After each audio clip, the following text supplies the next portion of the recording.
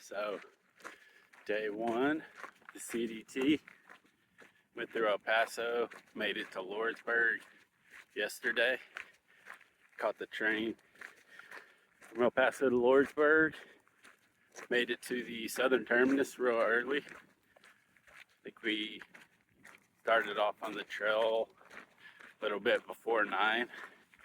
Weather's pretty nice. The highs are like high 70s, low 80s right now, so not too crazy. Pretty scenery. A little mountainous, but the trail route's pretty flat so far. Yeah, it's been a good day. Everything went well getting here. Got all my gear to El Paso and to the trail, so now I just gotta walk. We were able to go right to the terminus earlier in the year. There was some weird stuff going on. They didn't want people getting dropped off at the terminus because it's at the border. But luckily, I applied for the permit and everything from the government, got it. Here we are, day one of the CDT. My original plan was to start this trail southbound, but the snow in Colorado is at historic lows. So the snow is low, no boat we go. What's going on, everybody? Day 3 update from the CDT. Continental Divide Trail. Got up and at it pretty early, out of camp by 6ish. Been hiking a little ways. See the trail behind me. Been pretty cruisy terrain these first 2 days. So made real good mileage. The mornings have been really mild. I kind of expected the sun to peek out and cook. I mean, it is the desert. It's kind of what happens. And I'm not trying to jinx it, but had a lot of overcast, windy weather yesterday. So it was pretty nice. I've just been listening to my body these first few days. That's just how it goes on a long distance hike. You spend the first couple of weeks just listening to your feet and legs if you're smart. The first day out of leaving the border, leaving the terminus, I had originally just planned, like, I'll just go to this water cache. It's like 13 or 14 miles, and got there really early. It was hot, but I was feeling it. So I cameled up a ton of water and pushed on to the middle of the desert. And yeah, my feet and legs are just, knock on wood, they're just so far feeling great. I was in good shape before I came out here, but not insane shape. I was just running 6 days a week or so. But anyway, I'm feeling really good, even on these heavy water carries. I'm gonna be back in Lordsburg the 4th day. So basically 3 days of hiking, and that 4th day will be a real short day. And I'll be back in town, get some food, and then head on to Silver City. So weather's been nice. I don't even like saying this stuff because I'm worried I'm gonna jinx it, but not been too hot. The mornings have been mild. I do have some cold weather because you get some elevation right out of Lordsburg.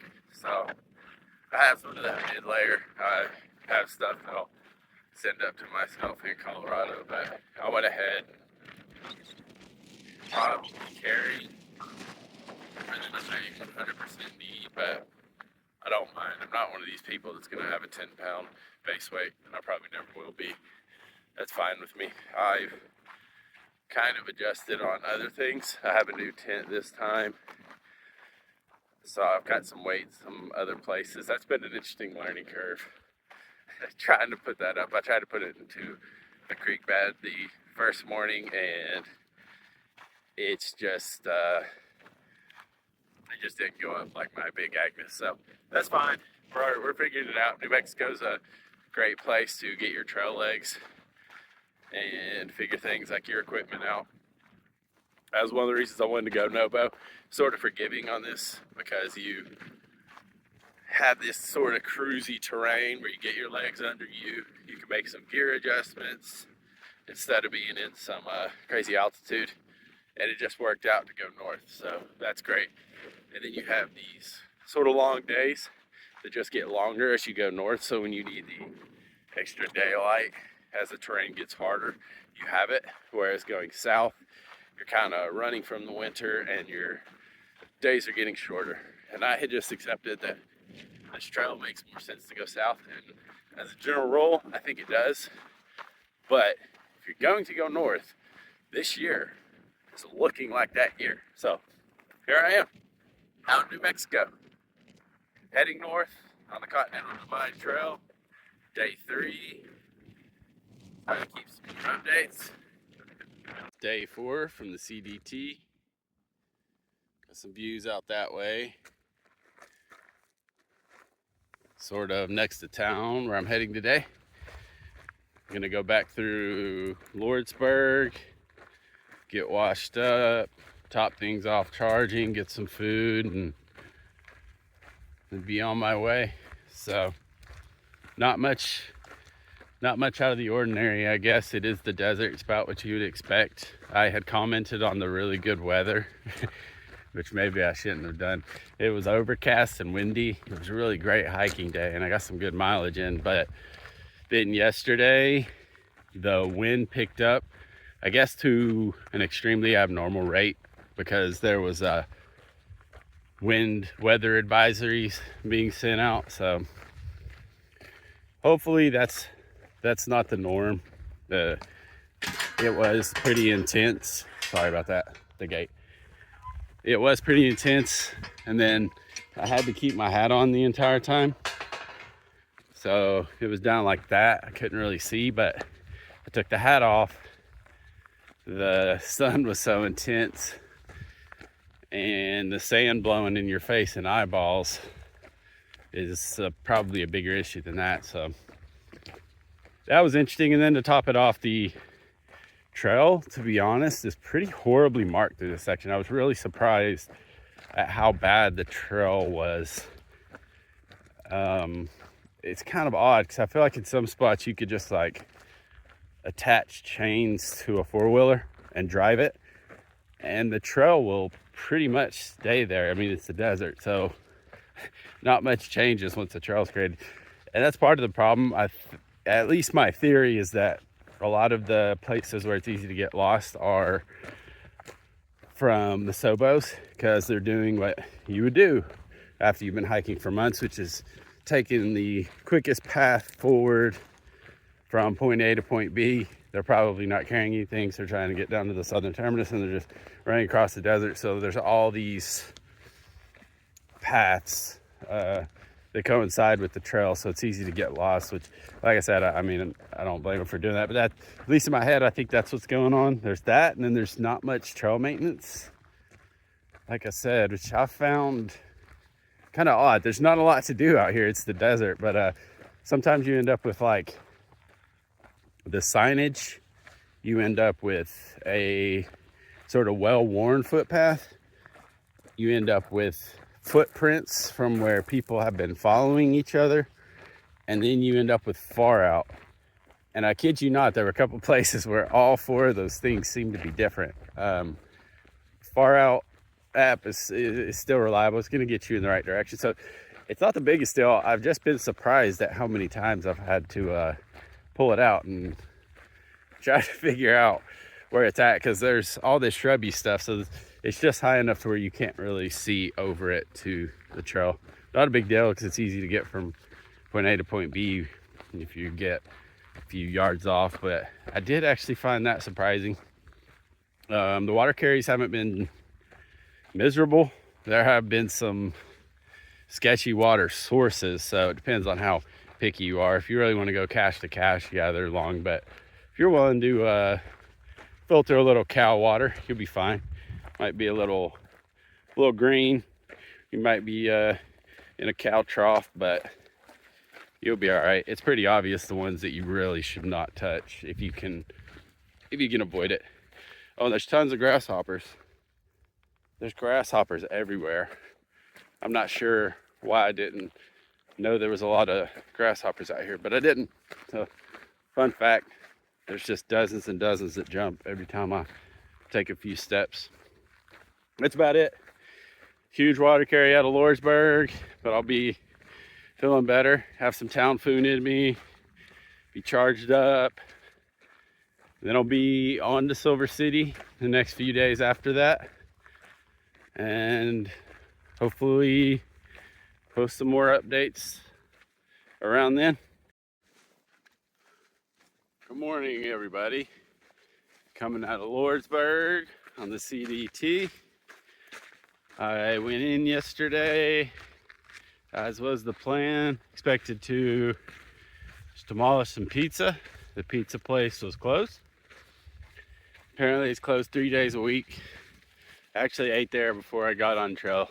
Just when I came back through, it was closed. I stayed the night, took a shower. I got something going on with my toenail, so I really needed to clean it up. Make sure I stay on top of that. So that was a big thing about going in town. Topped everything off, then headed out. I saw a few hikers there, but being where it's at, I don't know what they were doing. I read on social media that some people were coming back from trail days to get back on trail. Some people were starting there, different reasons. But saw a few as I was getting food yesterday to resupply, and that was it. Came back out today, and the two footprints are the same footprints I was following the other day, which is a nice couple that I met. So as far as I can tell, they're the only two in front of me. I haven't hit any caches or anything yet. That's where they keep the logs and the water caches. People sign in. So we'll see. For now, it's just me, myself, and I. No one was walking out of town. There was a nice long blacktop road walk out of Lordsburg, followed up by a nice long carry. So I'm already starting to see what they mean about the road walks in New Mexico, which is kind of wild. I didn't think that they were this early on. Of course, I didn't look ahead too much, so it is what it is. Got out early. It's about 10:30. Got about 11 or 12 miles under already. So the roads are cruisy. They're just kind of roads. So they kind of suck. So gonna get up here. Got about 12 miles to the water source. I think it's like 24 total. Most of the stuff's dry. So that kind of sucks. Apparently there are some cattle troughs that are generally full that there's no water in at the moment, so I'm just banking on water cache having some water in it. The comment yesterday said it did. I packed out 6 liters, so I'm carrying over 12 pounds of water right now. Doing a quick update from the trail, just past mile 120 or so. And look at that, it looks like mountains. And I cannot tell you how excited I am for the flora, fauna, and weather change. The desert was absolutely brutal on my skin in every way, shape, or form. Everything was cracking, drying, bleeding. Yes, it hurt. It got into my shoes. I think where my toenail was going into my foot with all the fine dust, that's what caused the toe infection. So I'm gonna stop in Silver City. I didn't particularly actually want to stay, but I think I'm going to clean up my toe again, because the first time I cleaned it up and treated it, it made all the difference and seemed to have, knock on wood, got the infection out. So I'm gonna go back in, clean it up again. And I mean, get to stop in a town that I'll probably never be in again. So I'm not complaining about it.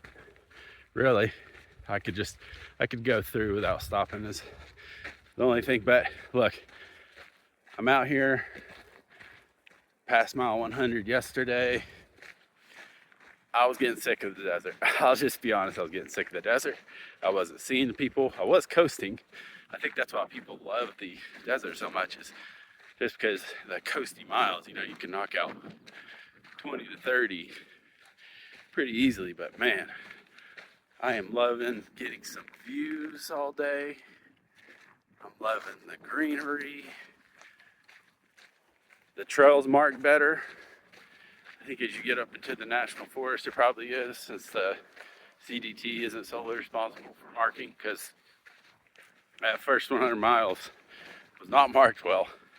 It was low, dry, hot, kind of a nightmare to follow.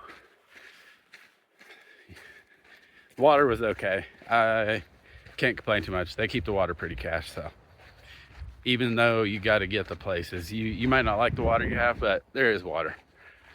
But up here, there's flowers and stuff. Much prefer this. My style. I don't care if I have to climb a little bit if I get to see more. I actually saw a deer, and I was very excited to see a deer. You don't realize how much you want to see a deer or a tree until you walk through the desert for a few days. But what I'm most excited about is the type of trail this is.